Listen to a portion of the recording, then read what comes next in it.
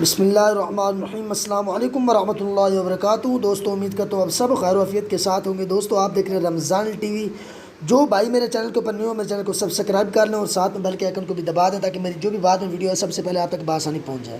تو دوستو بڑھتے ہیں ویڈیو کی طرف۔ آج کی اس ویڈیو میں آپ کو بتانے والا ہوں وہ کون سے شخص تین ہیں جن کی قربانی جو ہے وہ ہرگز اللہ تعالیٰ کی بارگاہ میں قبول نہیں کی جاتی، چاہے وہ جو مرضی کر لیں۔ آقا صلی اللہ علیہ وسلم کی بارگاہ میں صحابہ کرام نے عرض کی، اے اللہ کے پیارے نبی، ہمارے ماں باپ آپ کے اوپر قربان ہو جائیں، آپ ہمیں یہ تو بتائیں قربانی کیا چیز ہے، یہ کہاں سے سلسلہ جو ہے آیا ہوا ہے؟ تو آپ نے فرمایا کہ آپ کے دادا حضرت ابراہیم کی یہ سنت ہے، یہ قربانی کرنا تمہارے اوپر واجب ہے، ان کی سنت ہے۔ اسی طرح قربانی ہمیں بھی کرنی چاہیے۔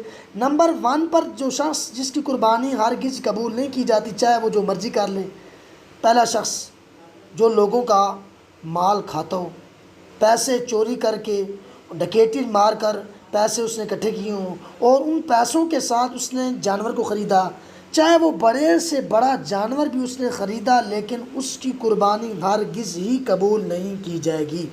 نمبر 2 پر جو ہے وہ سود خور ہے، جو 1000 روپیہ دے کر 1200 روپیہ جو واپس جو ہے وہ 1200 روپیہ لیتا ہے، اسی طرح 1500 دے کر 2000 لیتا ہے۔ اسی طرح یہ بھی یہ سود خور جو مرضی کر لے، جتنا مرضی سب سے بڑا بھی جانور لے کر آئے گا تو اس وقت میں بھی اس کی جو ہے وہ قربانی نہیں قبول کی جائے گی۔ اسی طرح نمبر 3 پر جو ہے وہ شرک کرنے والا شخص، جو اللہ پاک کی ذات کے ساتھ کسی کو شریک ٹھہرائے، اللہ پاک کے علاوہ کسی غیر کی مدد کرے، یعنی اس سے مدد مانگے اور اس کی عبادت کرے، اس کو خدا کے ساتھ شریک ٹھہرا دے کہ یہ بھی میرا خدا ہے، نماز اس کی بھی پڑھے، رب کی بھی پڑھے، اس وقت کے اندر چاہے وہ نماز بھی پڑھ لے تو اس کی جو ہے نماز بھی قبول نہیں کی جائے گی، حج کرے گا تو حج بھی قبول نہیں ہوگا۔ اسی طرح زکوٰۃ، جو بھی نیک کام کرے گا اس کو اس کا اجر نہیں ملے گا۔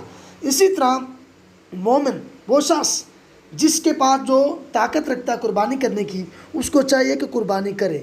یہ 3 بدبخت شخص ہیں، چاہے یہ جو مرضی کر لیں، جتنی مرضی کوشش کر رہے ہیں، ان کی قربانی ہرگز اللہ پاک کی بارگاہ میں قبول نہیں کی جائے گی۔ دوستو ہمیں چاہیے کہ ہم بھی قربانی کے لیے تیاری کریں۔ دوستو اپنا بہت سارا خیال رکھیے گا۔